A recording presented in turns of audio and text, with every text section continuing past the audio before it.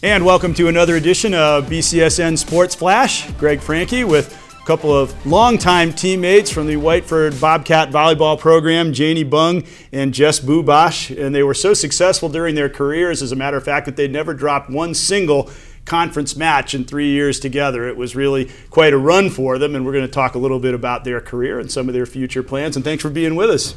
Thank you. And especially you, Jess. You're minus your wisdom teeth, and yet you still, like a real trooper, you came and you're going to go through with the interview. So we certainly appreciate that. That's the spirit. So it must be kind of an interesting situation you're in right now, having played together for so long, not just at Whiteford, but even for years before that, growing up, to finally go your separate ways. How does that feel? Janie first.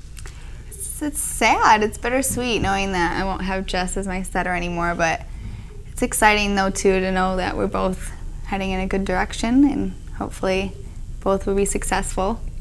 Yeah, both going on to play collegiately, and you're going to Grand Rapids Community College and Jess Adrian College. We've had a chance to cover a lot of their events. What about you? How do you feel about saying goodbye to the people that, at least in volleyball sense, that you've played with for so long? I'll definitely miss my team, but I'm really excited to start my new season with new girls and see what happens. Now, there's a third one of you that interviewed before for anybody who might have seen the BCSN yearbook, Kaylee Function, who we were hoping would be able to be here tonight. But when I talked to you guys before, she said something interesting. It's like when she went to play with her new teammates, and she said, with Jess not my setter, it's like I didn't even know what to do. I mean, it was like a totally different thing. Do you guys feel that, not being with your teammates, that now you're with brand new people and it seems almost strange or foreign, just to start off anyway? Yeah, it's definitely a weird adjustment, but I mean, it's exciting to do something new and try something else. It's just different because I know them like the back of my hand when we're playing volleyball. I know where Janie wants the ball every single time. I know where Keely wants it, and now I'm not going to know anything about these new players. Like, I'm not going to know if they like it close to the net, far away, like how fast or anything like that. I'm not going to know anything. How long do you think it'll take you to learn that? Will it take a year or 2 years, or can you do it relatively in a short period of time? How long does it take the players to get that familiarity with each other?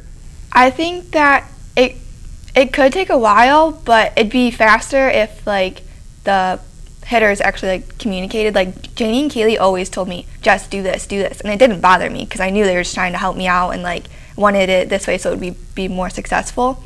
So if the hitters did what they did, then it'll be a lot easier and faster. I also think that knowing getting to know people off the court helps that a lot too, because when you're so close together as friends, not only as teammates, it makes it easier to communicate. So that's another reason. And you're going up to school early. You're going to be living with a lot of the volleyball players, so you'll be able to maybe do that. Little team building before you actually get on the floor.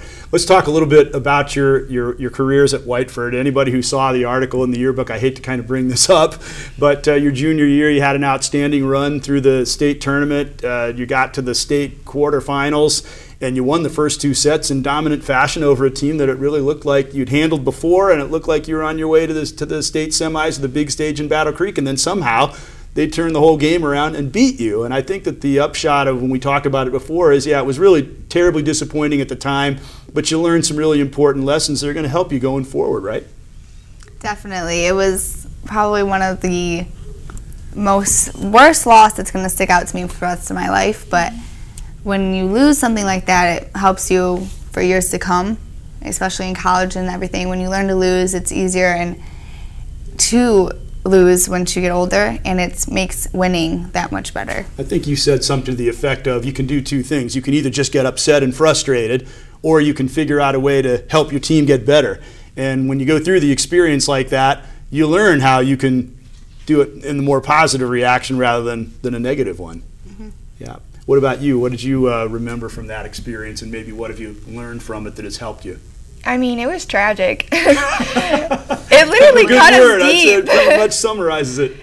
We were so upset, but I mean, it definitely woke us up and made us realize that we can't just win every game. Like, we actually have to, I don't know, have our whole head in it and make sure that, like, after we won the first 2 games, we thought, oh, we got the 3rd game, we're fine. But then we just let it slip away, and it got to us, and that's why we lost in the next 2. Well, I was thinking the same thing up there in the broadcast booth, that's for sure, that night. Now, the next year, I was waiting a whole year for you to have a chance to make up for it, go all the way, and then this dominant team, St. Mary's, moved down to your division. You had to play them in the very first round, which doesn't seem fair, but you gave them a great game, and I'm sure you were both happy with the performance you put up that night.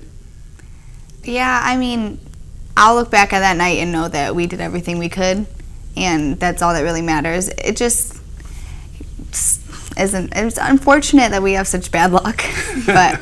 Well, you took them in the first set, and I don't think they lost another set until the state championship. How did you feel about that night against Winning St. the Mary's? first set made us so happy. We were so pumped up, and we thought we could keep going, but they really brought it to us the next games.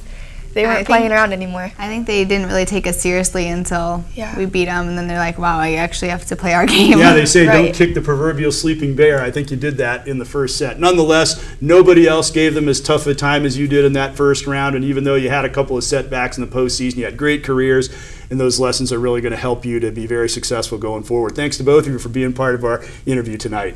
Thank you for having us. Thank you. Janie Bunge and Jess Bubacz from Whiteford High School Bobcat Volleyball Program. Greg Franke for BCSN.